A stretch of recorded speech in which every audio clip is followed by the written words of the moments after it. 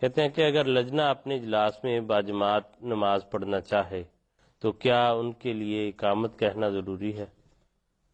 احادیث میں جو اس بارے میں ہدایت ہمیں ملتی ہے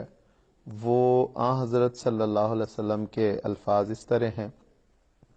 حضور نے فرمایا کہ لیسا علی النساء اذان ولا اقامت، کہ عورتیں اگر نماز پڑھنا چاہیں تو ان پہ نہ تو اذان ہے اور نہ اقامت ہے. اور یہ احادیث کی کتاب سنن الکبریٰ للبیہقی کتاب الصلاۃ میں موجود ہے، اور اس میں یہ ہے حضور صلی اللہ علیہ وسلم کا ایک واضح ہدایت. اب اس کے ساتھ ایک اور بھی ہمیں واقعہ ملتا ہے. حضرت صلی اللہ علیہ وسلم کے مدنی دور کے آغاز میں حضور کی ایک صحابیہ تھی، حضرت ام ورقہ بنت عبداللہ بن نوفل انصاری صحابیہ تھیں، اور پڑھی لکھی تھی، قرآن کریم کا علم جانتی تھی اور بڑی عبادت گزار خاتون تھی. انہوں نے حضرت جب حضور بدر کے لیے نکلنے لگے تو انہوں نے حضور صلی اللہ علیہ وسلم کی خدمت میں عرض کی کہ حضور مجھے بھی جنگ پہ جانے کی اجازت دیں، میں بھی آپ کے ساتھ شامل ہوں گی اور میں وہاں پہ زخمیوں کو سنبھال لوں گی، پانی پلاؤں گی، جو نرسنگ کا کام ہے وہ کروں گی. تو حضور صلی اللہ علیہ وسلم نے، کچھ حالات بھی ایسے تھے اور ویسے بھی حضور صلی اللہ علیہ وسلم نے اس وقت خواتین کو اجازت نہیں دی، نہ ایون کے بعد میں نرسنگ کے لیے خواتین شامل ہوتی رہیں. حضرت عائشہ رضی اللہ تعالیٰ عنہ، حضرت ام سلیم رضی اللہ تعالیٰ عنہ کے متعلق آتا ہے کہ بعد کی جنگوں میں شامل ہوئے، لیکن لگتا ہے کہ وہ حالات ایسے تھے کہ اس میں حضور صلی اللہ علیہ وسلم نے کسی خاتون کو لے کے جانا مناسب نہیں سمجھا، اس کی احترام، اس کی ادب کے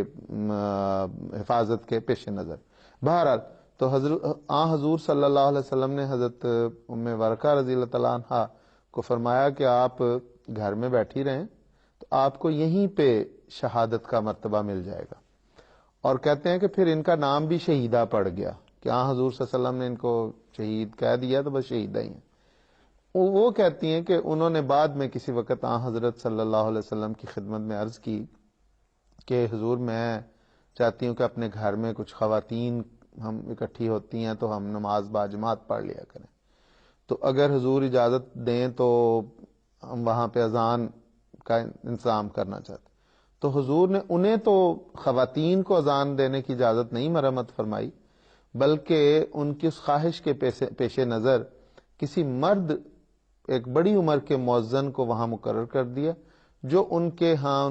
اذان دے دیتا تھا، اور جو ارد گرد کی خواتین تھی ان کو پتہ چل جاتا تھا تو وہ آ جاتی تھی تو وہ نماز پڑھ لیتی تھی. تو اس میں حضور صلی اللہ علیہ وسلم نے پھر بھی ایک اجازت کے باوجود بھی خواتین کو اذان دینے کی اجازت نہیں دی، بلکہ اس مرد کو اجازت کہا کہ اس کی اذان دے دیا کرے. تو یہ جہاں تک مسئلے کا تعلق ہے تو یہی ہے کہ حضور صلی اللہ علیہ وسلم نے فرمایا کہ اگر خواتین اکٹھی ہوں تو انہیں اذان اور اقامت کی ضرورت نہیں ہے. اور اس میں حکمت یہ ہے کہ دراصل نماز باجماعت کا حکم جو ہے وہ مردوں کے لیے، عورتوں کے لیے یہ ہے کہ وہ اپنے گھر میں اکیلے اکیلی نماز پڑھ لیں تو انہیں اتنا ہی درجہ ملے گا، اتنا ہی ثواب ملے گا جو مرد باہر جا کے باجماعت مساجد میں، نماز سینٹرز میں نماز ادا کرتے ہیں، اتنا ہی ثواب ان عورتوں کو گھر میں مل جائے. اس لیے انہیں غیر معمولی تکلف کرنے کی ایک ایسی تکلیف میں نہیں ڈالا جو ان کے لیے مشکل ہو سکتی ہے. تو اس لیے غالباً یہ وجہ ہے کہ اذان اور اقامت اسی لیے کہی جاتی ہے کہ اذان اس لیے کہی جاتی ہے کہ لوگوں کو اعلان کی بتایا جاتا ہے کہ اب نماز کا وقت ہو گیا ہے، آ جائیں. اور جب اقامت اس لیے کہی جاتی ہے کہ اب نماز بالکل کھڑی ہونے لگی ہے، کھڑے ہو گئے، امام پہنچ گئے ہیں، لوگ کھڑے ہو گئے ہیں، اب تکبیر ہونے لگی ہے، اس لیے جس میں شامل ہے فوراً ہو جائے. تو یہ دونوں باتیں جو ہیں دراصل نماز باجماعت کی اہمیت کے پیش نظر اس کے اعلان کے لیے، اور چونکہ نماز باجماعت خواتین پر فرض نہیں ہے اس لیے ان کے لیے یہ چھٹی دی کہ اگر انہوں نے نماز پڑھنی، اگر کہیں لجنہ اکٹھی ہوتی ہیں تو بغیر اذان کے، بغیر اقامت کے پڑھیں گی وہ. لیکن اس میں ایک اور بھی چھوٹی سی بات ہے کہ بعض اوقات لجنہ زیادہ ہوتی ہیں تو وہاں پہ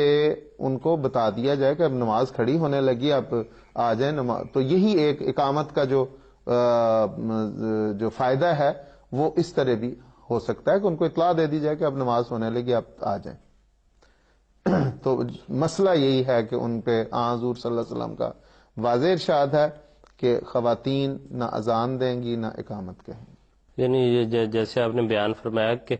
جب وہ حکم جس کی خاطر وہ لوازمات ہیں، جی بالکل، اذان یا اقامت جس چیز کے لوازمات ہیں، جب وہ حکم لاگو نہیں ہوتا تو وہ لوازمات جو ہیں وہ بھی لاگو نہیں ہوتے، تو اس لیے وہ اور اس سے بعض علماء نے، فقہاء نے یہ بھی نکالا ہے کہ اگر کسی جگہ پہ ایک مرد نماز پڑھانے والا ہے اور ساتھ خواتین ہیں، گھر کی خواتین ہیں، تو اس صورت میں بھی انہوں نے یہاں تک احتیاط کی ہے کہ جو مرد ہے جس نے امامت کروانی ہے وہ خود ہی اقامت کہہ لے، اور بلکہ یہاں تک کہ اگر اذان کی ضرورت ہے تو وہ خود ہی اذان دے، خود ہی اقامت کہہ لے، اور پھر اس کے بعد خود ہی امامت کروائے۔ اس میں بھی فقہاء نے اس چیز کو نہیں رکھا کہ خواتین اقامت کہیں یا اذان کہیں، اور غالباً اس کے پیچھے وہی حکمت ہے جو حضرت صلی اللہ علیہ وسلم نے ایک موقع پر فرمایا کہ اگر نماز باجماعت ہو رہی ہے تو تم میں سے اگر کسی کو معاملہ پیش آ جاتا ہے، امام کو غلطی لگ جاتی ہے، تو مرد مقتدی جو ہیں وہ سبحان اللہ کہیں، وہ بول سکتے ہیں، لیکن عورتوں کے متعلق فرمایا کہ وہ نماز میں بھی نہ بولے، اس سے کئی قسم کی قباحتیں پیدا ہونے کا اندیشہ ہوتا ہے، اس لیے انہیں بولنے کی اجازت نہیں دی، بلکہ فرمایا کہ اگر انہوں نے کسی بات کی طرف امام کو توجہ دلانی ہے تو وہ پھر ہلکی سی تالی کلیپنگ کر دیں تاکہ امام کو پتہ چل جائے کہ کوئی مسئلہ ہوا ہے۔ تو یہ اس کی وجہ سے غالباً علماء اس طرف گئے ہیں کہ اگر اذان اور اقامت کہنی پڑے تو وہ بھی مرد خود ہی کہے گا، عورتیں نہیں کہیں۔